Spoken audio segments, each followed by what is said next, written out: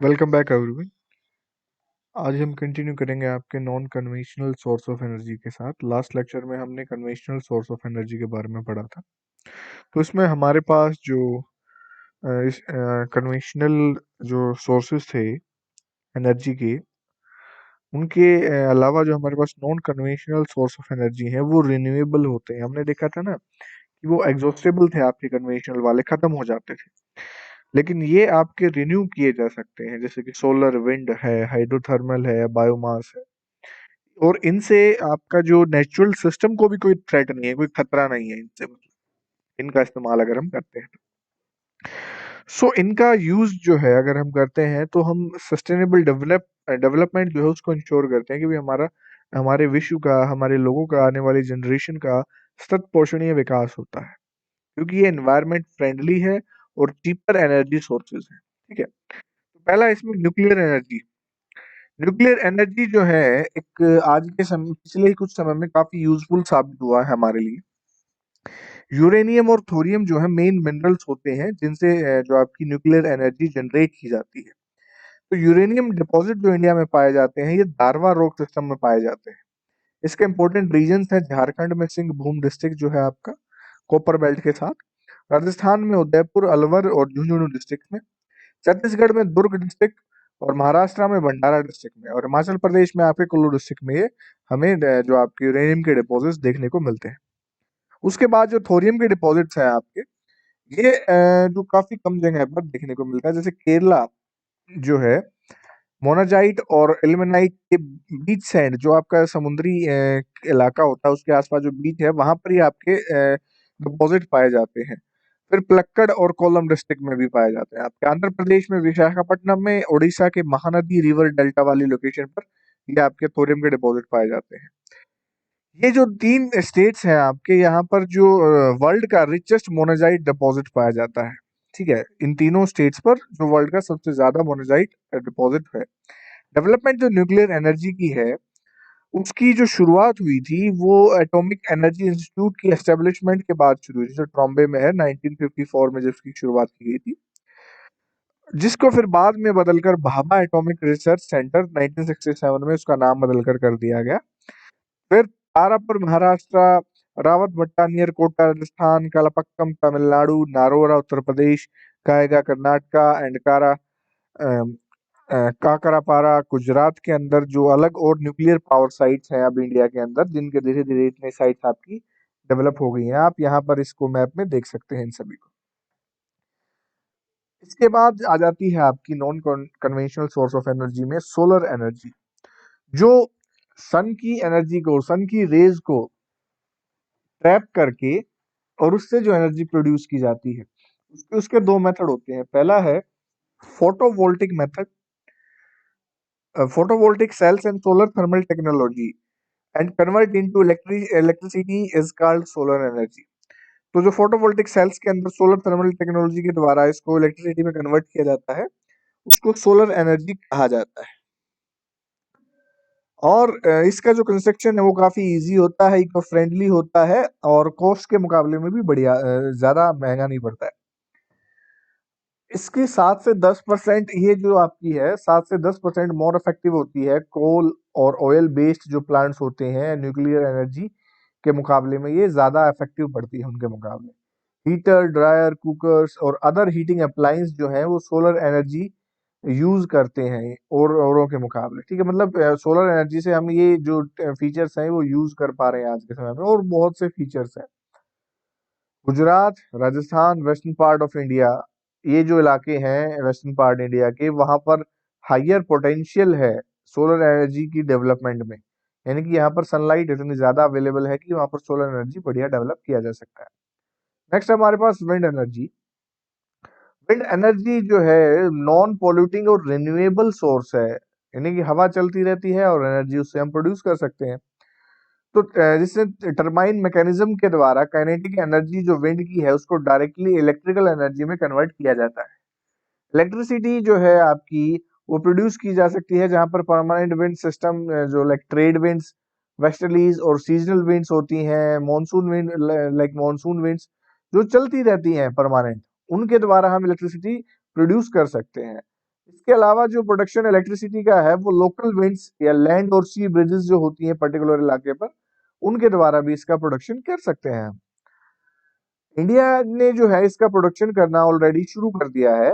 Wind जो energy का wind energy का प्रोडक्शन करना शुरू कर दिया है, जिसकी वजह से हमने जो हमारा ऑयल इंपोर्ट का बिल था, उसके जो बर्डन बढ़ रहा था, उसको हमने कम किया है। तो ऐसा एस्टिमेट लगाया जाता है कि जो 50,000 मेगावाट का जो पोटेंशियल है इंडिया के पास है विंड जनरेशन के द्वारा, और जिसके द्वारा जो 1/4 है वो इजीली एम्प्लॉयड किया जा सकता है। राजस्थान, गुजरात, महाराष्ट्र, कर्नाटका जो स्टेट्स हैं उनमें बहुत ज्यादा हायर पोटेंशियल है विंड एनर्जी की डेवलपमेंट के लिए। नेक्स्ट हमारे पास आ जाती है टाइडल या वेव एनर्जी। जो ज्वार भाटा आपका आता है, टाइड एनर्जी आती है, और आपकी जो वेव्स ट्रेवल करती हैं तो उनकी हेल्प से भी हम जो है एनर्जी को प्रोड्यूस कर सकते हैं। ओशन करंट जो है आपकी, वो स्टोर हाउस होती है इन्फिनिट एनर्जी की। लार्ज टाइडल वेव्स जो आपकी वो वेस्ट कोस्ट ऑफ इंडिया पे जो ट्रेवल करते हैं, जिनकी वजह से हम एनर्जी को प्रोड्यूस करते हैं। तो बहुत से एफर्ट्स लगाए गए ओशियनिक टाइड्स और वेव्स को 17th और 18th सेंचुरी से, मतलब इस टाइड्स और वेव से एनर्जी को कन्वर्ट करने के लिए बहुत से ऐसे जो है आपके एफर्ट्स लगाए जा रहे थे। और बट ये वेव्स जो हैं आज के समय भी अगर हम देखें तो इनका प्रॉपर यूटिलाइज नहीं हो पा रहा है, क्योंकि जो हमारे पास जो लैक ऑफ टेक्नोलॉजी और जियो थर्मल एनर्जी की इतनी ज्यादा नॉलेज हमारे पास नहीं है। मैग्मा, एक सेकंड, ये तो इसके जैसे कि यहाँ पर देखते हैं हम, ये जो टाइडल एनर्जी क्या होती है, टाइड्स और वेव आती हैं जैसे डैम में पानी आता है ना, उसी तरीके से एक बार ऊपर जाता है पानी का लेवल, एक बार नीचे, तो दोनों टाइम आते और जाते टाइम टरबाइन को घुमाते हैं, तो उससे आपका जो एनर्जी का प्रोडक्शन होता है। जो जियोथर्मल एनर्जी होती है उसके अंदर क्या होता है, मैग्मा जो आपका अर्थ सरफेस से निकल कर आता है, अमाउंट जिससे जो काफी हीट अमाउंट ऑफ हीट निकलता है, ये हीट जो है कन्वर्ट करके इलेक्ट्रिकल एनर्जी में टैप कर कर इसको यूज किया जा सकता है। जियोथर्मल एनर्जी का जो मेन सोर्स होता है वो मैग्मा होता है, hot spring, hot water, hot geysers, ठीक है, जो इंटीरियर ऑफ द अर्थ में होते हैं। जियोथर्मल एनर्जी जो है वो कन्वेंशनल एनर्जी सोर्सेज का एक अल्टरनेटिव हो सकता है आने वाले समय में। इंडिया के अंदर जो मणिकरण है, हिमाचल प्रदेश है, वहां पर जियोथर्मल एनर्जी प्लांट जो है वो लगाया गया है। जो हीट अर्थ के अंदर से मैग्मा से जो हीट मिलती है, उस हीट से जो इलेक्ट्रिसिटी का प्रोडक्शन किया जाता है, तो वहां पर ये जो एक प्लांट लगाया गया है इसके प्रोडक्शन के लिए। इसके बाद हमारे पास आ जाती है बायो एनर्जी। बायो एनर्जी का मतलब होता है कि बायोलॉजिकल प्रोडक्ट से, जिसमें एग्रीकल्चर या म्युनिसिपल इंडस्ट्री या और कोई भी वेस्ट मटेरियल से एनर्जी का प्रोडक्शन करना, इसको इलेक्ट्रिसिटी में कन्वर्ट किया जा सकता है और इलेक्ट्रिकल एनर्जी में कन्वर्ट किया जा सकता है। हीट एनर्जी और गैस, और जो हीट एनर्जी में कन्वर्ट कर सकते हैं, या जो गैस भी बना सकते हैं इससे हम, जो आपकी खाने के लिए, पकाने के लिए इस्तेमाल की जाती है। और इसकी मदद से हम जो है, जो हमारे पास गार्बेज की, कूड़े की समस्या है, वेस्ट मटेरियल की समस्या है अर्बन एरियाज में, उसको भी सुलझा सकते हैं। क्योंकि इन्हीं वेस्ट मटेरियल से ही जो है एनर्जी का प्रोडक्शन किया जाता है, जिसकी वजह से वो कूड़ा भी खत्म हो जाएगा। जो है इसका कंट्रीब्यूट जो है हम इकोनॉमिक लाइफ, जो रूरल पीपल हैं, गांव के लोग हैं, उनकी जिंदगी को सुधारने के लिए डेवलपिंग कंट्रीज में जो है इसका यूज कर सकते हैं।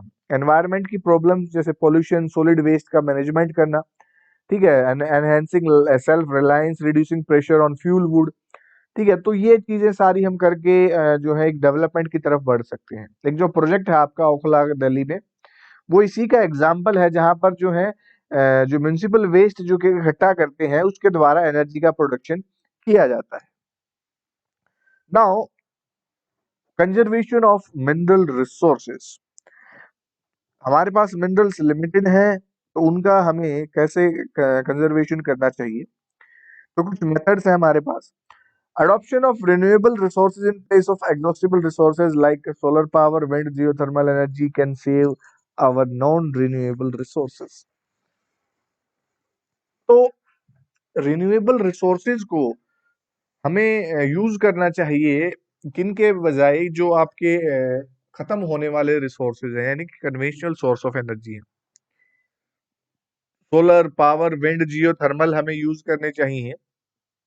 आपके फ्यूल, वुड, या आपकी जो पेट्रोलियम है, उनके बजाय हमें ये जो है प्रोडक्ट्स यूज़ करने चाहिए, रिसोर्सेज़ यूज़ करने चाहिए।